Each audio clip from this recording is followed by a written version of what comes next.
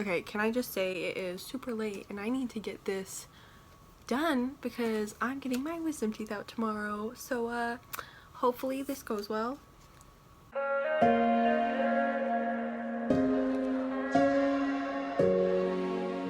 Hi, my name is Riley and welcome to my channel.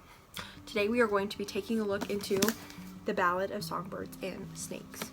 This is going to be a spoiler-free review as much as I can make it, so if you haven't read this book, this is a safe place. So we're going to be talking about The Ballad of Songbirds and Snakes by Suzanne Collins. This book is a prequel to the original Hunger Games books. I will start off by saying that I don't think you necessarily need to read the original trilogy, but there are a lot of things in this book that are not going to matter to you unless you've read the original trilogy. You're just not going to connect to it because there's a lot of little hidden Easter eggs in this book that are just not going to matter to you. And they should matter to you, so you should definitely read the original trilogy before reading this. But you do not have to.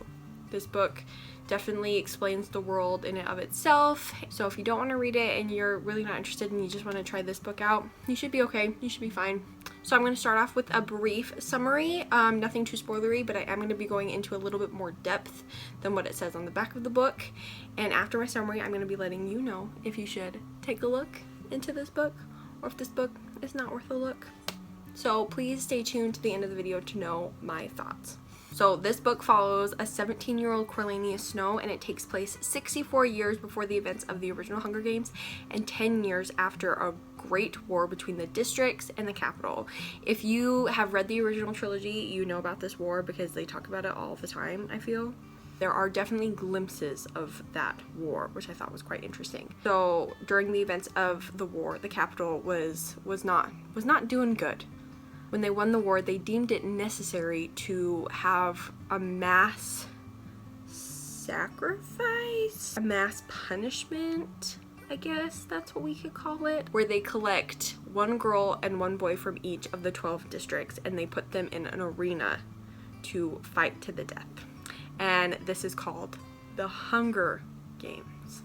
Okay, so at the start of this book, the games have been going on for 9 years, and the capital doesn't really watch the games. They aren't engaged in the games. It's very different than the games in the capital that we know in the original trilogy. People just want to move past the war. A lot of people don't even deem it necessary, and they're like, why are we still doing this? Why can't we just move past it? That is a very stark contrast to the capital that we know from the original trilogy. The people in the capital in this book know suffering and they know war, and it's just a very different social climate than the books of the original trilogy. Dr. Gal, who is the head game maker, is very concerned that people do not care about the games, and so she comes up with this mentorship program to help engage the capital people and have the capital actually care about the games. So she pairs up with students from the academy, which is basically like a prep school, and the tributes of the Hunger Games. So this is the first year that the tributes from the Hunger Games have had any sort of help. Cornelius Snow is among this group of students that is picked. He's among the best and brightest. Cornelius comes from the very prestigious family of Snow.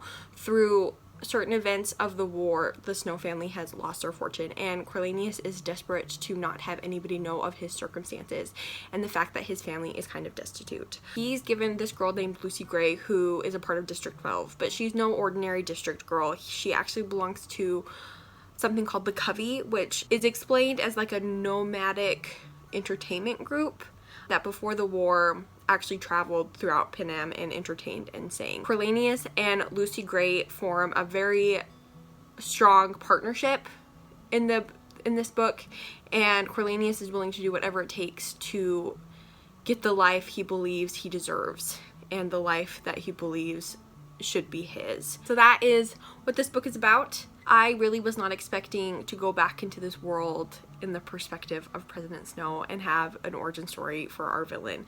That was not at all what I was expecting. I think she, went about and did a difficult task because she had our main character kind of a horrible person, and most people who are reading this book have assumably read the trilogy. Not everybody, but a lot of people have, and so we know what a horrendous person he is, and she decides to make him our main character, and that was just hard for me a little bit. The whole time was reading it and I was like, well, I know where this ends up, so why do I care about him?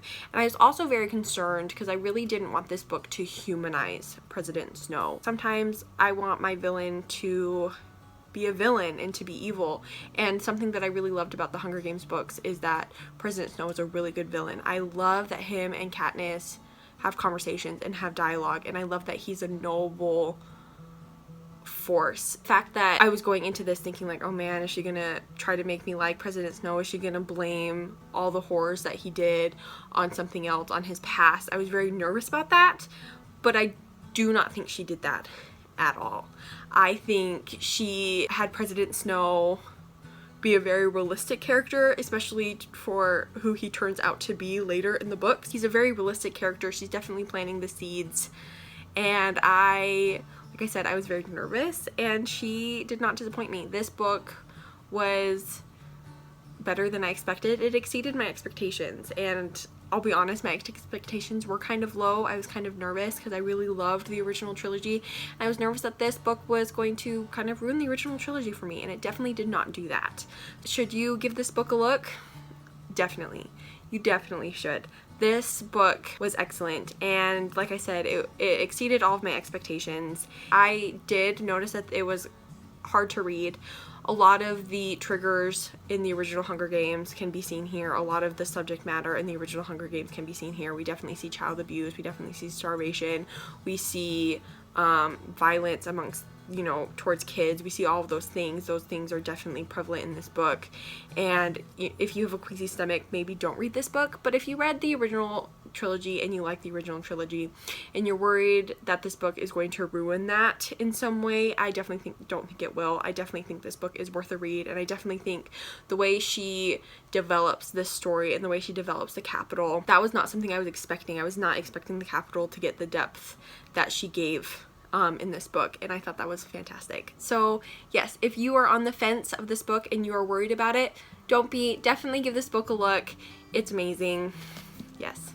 If you have read this book and you're wanting more of my thoughts and opinions, I will hopefully be posting a spoiler-full discussion in the next few days, so keep an eye out for that. Thank you guys so much for watching this video. Please give it a thumbs up if you like it. Please subscribe if you like me, and let me know any of your thoughts and opinions on this book in the comments, and I will hopefully see you soon.